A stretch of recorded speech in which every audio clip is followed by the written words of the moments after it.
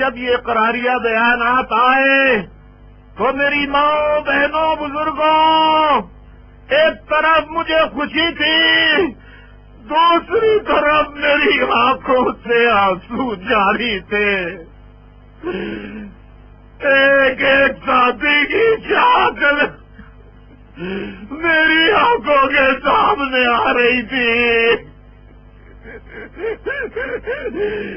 ان ساتھیوں کو کون واپس لائے گا؟ میرے جلاوطنی کے دنوں کو کون واپس لائے گا؟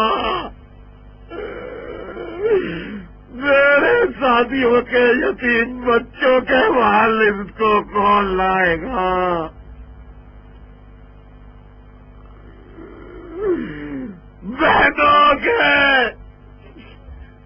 بہنوں کے جوان بھائی جو سہارا تھے، ان بے سہارا بہنوں کے بھائیوں کو واپس کون لائے گا؟ اے پاکستانیوں، الطاف حسین کا جرم صرف یہ ہے کہ وہ بکا نہیں، اس نے اپنے ضمیر کا کبھی سودا نہیں کیا۔